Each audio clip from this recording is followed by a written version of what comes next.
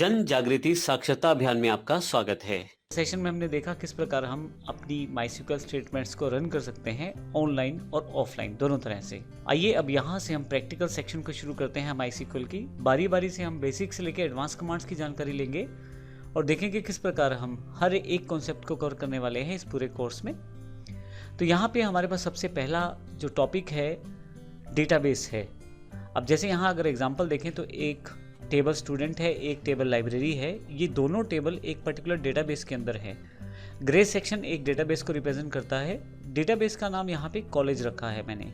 आप नाम कुछ भी रख सकते हैं डेटाबेस का, बशर्ते वह डेटाबेस पहले से एग्जिस्ट ना करता हो, यानी कि पहले से आपने वो डेटाबेस नाम ना रखा हो उस नाम से, तो आप दूसरा नाम रखना पड़ेगा, नहीं तो आपको। अब कॉलेज डेटाबेस है, इसमें दो टेबल हैं, स्टूडेंट और लाइब्रेरी। आप किसी पर्टिकुलर डेटाबेस के अंदर ही टेबल बना सकते हैं। तो इसका अर्थ ये हुआ कि सबसे पहले हमें माइस्क्यूएल में काम करने के लिए एक डेटाबेस बनाना पड़ेगा। डेटाबेस बनाने के लिए आपके पास कमांड्स अवेलेबल हैं जो हमने यहाँ बॉक्स में नीचे दिखाई हैं। यदि आप सिंपल डेटाबेस बनाना चाहते हैं तो आप टाइप कीजिए क्रिएट डेटाबेस, उसके बाद उस डेटाबेस का नाम, जैसे यहाँ कॉलेज दे दिया है मैंने। सेमीकोलन लगाइए क्योंकि ये है आपकी स्टेटमेंट को एंड कर देता है और कंपाइलर को पता लग जाता है कि यहाँ पे आपकी ये लाइन खत्म है या कमांड खत्म है।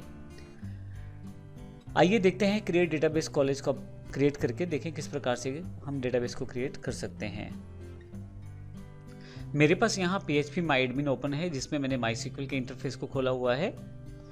मैंने आपको पिछले सेशन में भी बताया था कि लेफ्ट साइड पे यदि आप देखेंगे तो यहाँ काफ़ी सारे डेटाबेसेस दिए हैं, information schema, MySQL, performance schema. अब इन डेटाबेस में से किसी के अंतर्गत अगर टेबल्स हैं तो आप देख सकते हैं। जैसे माइस्क्यूएल पे अगर क्लिक करूं तो उसके अंदर जो भी टेबल्स हैं वो सारे के सारे आपको दिखाई देंगे। फिर फर्दर अगर आप उनके अंदर देखना चाहते हैं कंटेंट को तो वहाँ भी आप क्लिक कर सकते हैं, उसके टेबल के अंतर्गत की इन्फॉर्मेशन भी आपके पास अवेलेबल हो जाएगी। मैं यहाँ इसे अभी हाइड कर देता हूँ क्योंकि मुझे नया डेटाबेस बनाना है, तो उसके लिए मैं विजुअली यहाँ से न्यू पे क्लिक कर सकता हूँ। क्योंकि हम माइस्क्यूएल को प्रयोग करना सीख रहे हैं तो उसके लिए मैं यहाँ क्वेरी बॉक्स में आ जाऊँगा और यहाँ पे मैं डेटाबेस का नाम एंटर करूँगा कमांड के साथ। तो आइए देखते हैं कमांड क्या है, क्रिएट डेटाबेस। मैं क्वेरी बॉक्स पे क्लिक कर देता हूँ। अब जैसे टाइप करना शुरू करेंगे आप देखेंगे कि माइस्क्यूएल एक तरह से हेल्प कर रहा है आपको टाइप करने में। जो इसका क्वेरी बॉक्स है आपके लिए एक सजेशंस बॉक्स भी लेके आ रहा है। तो मैं यहाँ क्रिएट को सिलेक्ट कर लेता हूँ। तो यहाँ मैं क्रिएट को सिलेक्ट करके एंटर कर देता हूँ, क्रिएट। अब जैसे डेटाबेस टाइप करना है तो आप DA टाइप करेंगे तो काफ़ी सारे ऑप्शन आपके पास आ जाएंगे। यहाँ पे मैं डेटाबेस को सिलेक्ट करके एंटर कर देता हूँ। अब मुझे यहाँ पे क्रिएट डेटाबेस के साथ उस डेटाबेस का नाम टाइप करना है जो मुझे बनाना है, वो है कॉलेज। तो यहाँ पे मैं कॉलेज टाइप कर देता हूँ। मैंने आपको पिछले सेशन में बताया था कि केस सेंसिटिव नहीं है ये माइस्क्यूएल की क्वेरीज लैंग्वेज, तो आप बड़े अक्षरों में लिखें या छोटे में कोई फ़र्क नहीं पड़ेगा। तो अभी मैंने क्रिएट डेटाबेस कॉलेज टाइप कर दिया है। अभी मान लीजिए मैं कॉलेज नहीं लिखता तो आप ध्यान दें कि यहाँ पे एक रेड साइन अवेलेबल हो जाता है जो एक एरर को रिप्रेजेंट करता है, the name of the entity was expected. यहाँ पे यदि देखें तो रेड एक क्रॉस अवेलेबल हो गया है। वो ये बताना चाहता है कि आपने अभी नाम नहीं दिया डेटाबेस का। मैं यहाँ से फिर से कॉलेज टाइप कर देता हूँ। और एक अच्छी आदत यह है कि आप सेमीकोलन लगाएं बाद में, क्योंकि जब आप एक से ज़्यादा लाइनों पे काम करेंगे तो फिर सेमीकोलन नहीं होगा तो एरर आएगी आपके पास। तो ये हमारी पहली क्वेरी है। आप लेफ्ट साइड यदि देखें तो इसमें कहीं भी कॉलेज डेटाबेस नहीं है। पहले से बने हुए 5 डेटाबेसेस यहाँ अवेलेबल है। क्वेरी को रन करने के लिए कंट्रोल शिफ्ट एंटर का यूज़ कर सकते हैं या आप गो पे भी क्लिक कर सकते हैं। मैं यहाँ गो पे क्लिक कर देता हूँ। जैसे ही क्लिक करता हूँ मेरे पास यहाँ पे लेफ्ट साइड पे देखें तो कॉलेज जो है वो ऐड हो गया है डेटाबेस बॉक्स में। और शो क्वेरी बॉक्स पे देखूं तो मेरी जो क्वेरी है वो भी अवेलेबल है। तो आप बड़ी आसानी से क्रिएट डेटाबेस कॉलेज के साथ अपना डेटाबेस क्रिएट कर पाएंगे।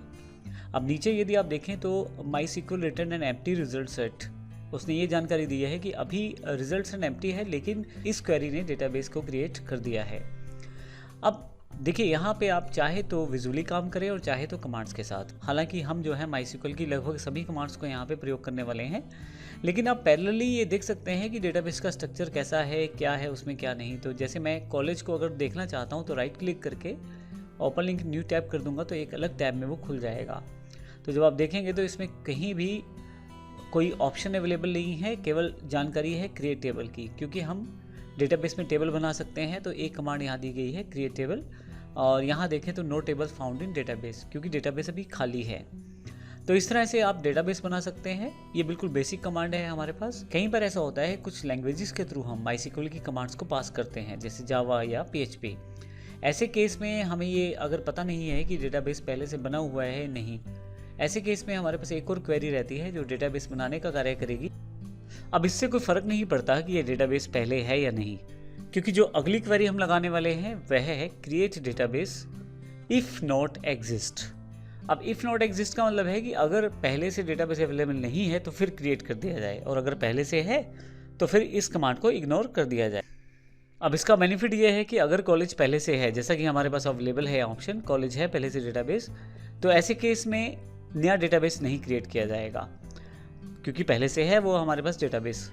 तो मैं यहाँ से ऊपर वाली क्वेरी को डिलीट कर देता हूँ और कंट्रोल शिफ्ट एंटर के साथ इसको एग्जीक्यूट करता हूँ। अब यहाँ पे देखें माईसीक्वल रिटर्न है एम्प्टी रिजल्ट सेट 0 रोज और कुछ सेकंड्स का टाइम दिया है, और आप देखें क्वेरी भी है, लेकिन क्वेरी का कुछ रिजल्ट या आउटपुट नहीं है, क्योंकि वो डेटाबेस हमारे पास पहले से अवेलेबल है। तो इस तरह से आप बेसिक डेटाबेस को बना सकते हैं, और अगर वो डेटाबेस पहले से है तो ऐसे केस में यदि आप PHP या जावा से कार्य कर रहे हैं और आपको पता ही नहीं है कि वो डेटाबेस एग्जिस्ट करता है या नहीं, तो फिर इस तरह से हम लोग कमांड्स को प्रयोग कर सकते हैं प्रोग्रामिंग में। अगले सेशन में हम डेटाबेस मैनेजमेंट के बारे में और देखेंगे कि किस प्रकार से और कमांड्स जो माईसीक्वल में है उससे डेटाबेस को मैनेज किया जा सकता है। धन्यवाद।